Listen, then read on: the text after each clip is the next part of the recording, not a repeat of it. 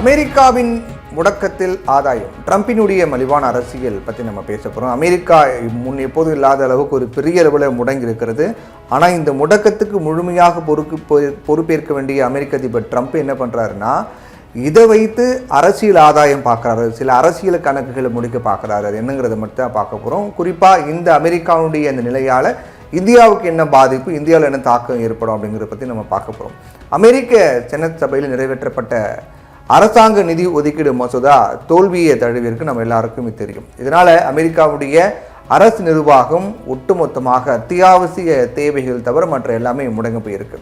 இதனால் வேலை இழப்பு, நிறைய அரசு நிர்வாகங்கள்லாம் முடக்கம், சம்பளம் எதுவும் கிடைக்காத ஒரு நிலை, அந்த மாதிரி பல பிரச்சனைகள் அமெரிக்க மக்கள் சந்திச்சுட்டு இருக்காங்க.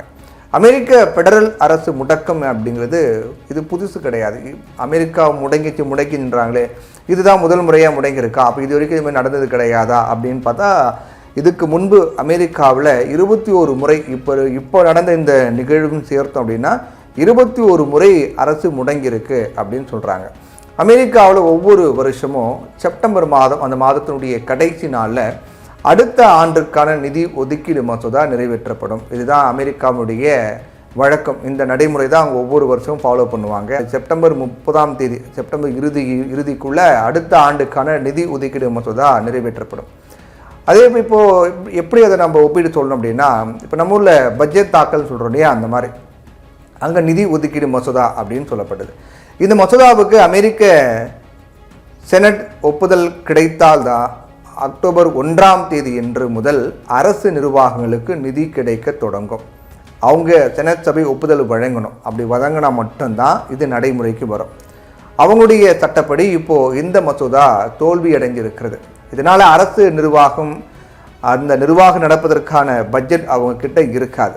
அதனால் அரசாங்கம் முடங்கியிருக்கு அப்படின்னு நம்ம சொல்லலாம். அத்தியாவசிய சேவைகள் மட்டும் இயங்குகிறது. அந்த ஊழியர்களுக்கும் சம்பளம் கிடையாது, வேலை மட்டும் நடக்கும் அப்படிங்கிற மாதிரி தான் இருக்குது. அமெரிக்க அரசு நிதி ஒதுக்கீடு சட்டத்தின்படி இந்த மசோதாவிற்கு அமெரிக்க அதிபருடைய ஒப்புதல் மட்டும் இல்லாமல் செனட் மற்றும் காங்கிரஸ் ஒப்புதலும் தேவை. அப்படி இருந்தால் மட்டும்தான், செனட் ஒப்புதல் கிடைச்சா மட்டும்தான் அது நடைமுறைக்கு வரும். அமெரிக்காவில் குடியரசுக் கட்சி, ஜனநாயக கட்சி அப்படின்னு 2 கட்சிகள் தான் பிரதானமாக இருக்குது. இப்போ இருக்கக்கூடிய செனட்டில் 53 குடியரசுக் கட்சியினரும் 45 ஜனநாயக கட்சியினரும் 2 சுயேட்சை கட்சியினரும் இடம்பெற்றிருக்காங்க.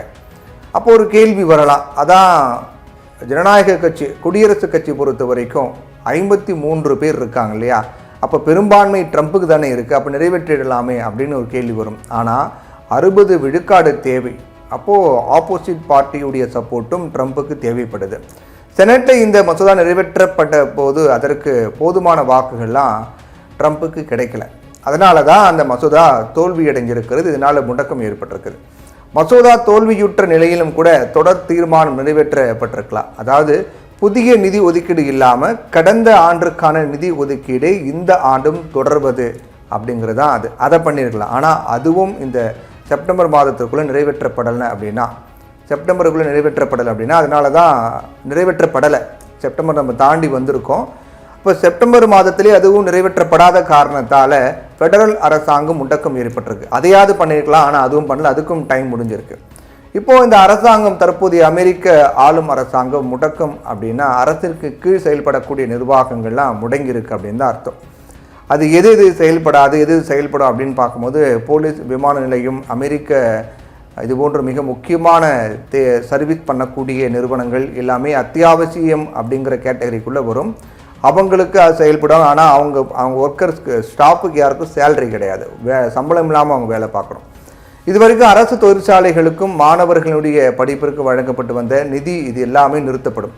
அதற்கான கால அளவுகள் எதுவுமே கிடையாது. ஒருவேளை தொடர் தீர்மானம் கூட நிறைவேற்றப்படலாம். ஆனால் எதுவாக இருந்தாலும் செனட் சபையினுடைய ஒப்புதல் வேண்டும். வெளிநாடுகளுக்கு வழங்கக்கூடிய நிதி, அமெரிக்காவின் அமைதி படைக்கான நிதி அப்படின்னு பல மிகப்பெரிய துறைகளுக்கான நிதியை அமெரிக்க அதிபர் ட்ரம்ப் குறைச்சிருக்காரு. இப்போது மருத்துவத்துறையில் எப்போதும் ஜனநாயக கட்சி தனி கவனம் செலுத்தும். இது அவங்களுடைய மிகப்பெரிய ப்ளஸ். ஆனால் குடியரசுக் கட்சியை சேர்ந்த ட்ரம்ப் இதற்கான நிதியை இப்போ குறைச்சிருக்காரு.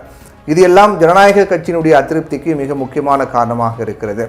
இந்த முடக்கத்தினால பல அரசு பணியாளர்கள் வேலையில் இருந்து வீட்டுக்கு அனுப்பப்படுவாங்க. பல பேருக்கு பகுதி நேர பணி வழங்கப்படும். பணியில் இருக்கவங்களுக்கு சம்பளம் கிடைக்காது. 2018ஆம் ஆண்டு ட்ரம்ப் முதல் முறை அதிபராக பொறுப்பேற்ற போதும் இந்த முடக்கம் ஏற்பட்டது. அது 35 நாட்களுக்கு நீண்டது. இதனால் அப்போது $11 பில்லியன் இழப்பு ஏற்பட்டது. இது அமெரிக்க உள்நாட்டு உற்பத்தி திறனுக்கு மிகப்பெரிய அடியாக இருந்தது. இது ஒரு எடுத்துக்காட்டு. மீண்டும் அரசு நிர்வாகம் செயல்பட தொடங்கும் போது இப்போ பணியில் இருக்கக்கூடிய சிலருக்கு சம்பளம் கிடைக்காமலும் போகலாம். அது சட்டத்திற்கு உட்பட்டது தான். அதோட நிறைய பேருக்கு வேலைகள் போகும். இதை ட்ரம்ப் நல்லது அப்படின்னு கருதுறாரு. ஏன் அப்படின்னா இதனால நிறைய பேர் வேலையிலேருந்து தூக்கலாம் அப்படின்னும் சொல்கிறாரு. அவர் இதை பாசிட்டிவாகவே பார்க்குறாரு. அப்போ இவனா எதிர்கட்சியை சேர்ந்த நிறைய ஒர்க்கர்ஸ்லாம் இருக்காங்களே, பெரிய பெரிய பொறுப்பில் இருக்காங்களே, எதிர்கட்சி சேர்ந்தவங்க இருக்காங்க இல்லையா, அவங்களே இதை காரணம் வச்சு வேலையை விட்டு தூக்கலாம், இல்லை ஒரு அரசியல் பண்ணலாம் அப்படின்னு நினைக்கிறதா ட்ரம்ப்புடைய கணக்கு இருக்குது அப்படின்னு சொல்லப்படுது. இந்தியாவை பொறுத்த வரைக்கும் அமெரிக்கா முடங்கியதால் வெளிநாட்டு முதலீட்டாளர்கள் தங்களுடைய முதலீடுகளை இந்தியாவிற்கு திரும்புவதற்கான வாய்ப்பும் இருக்குது. இதனால் இந்தியாவுக்கு பெரிய அளவு பாதிப்பு கிடையாது, ஒரு ஆதாயம் கூட இருக்கலாம், ஆனால் பாதிப்பு எதுவும் இல்லை அப்படின்னு தான் சொல்லப்படுது.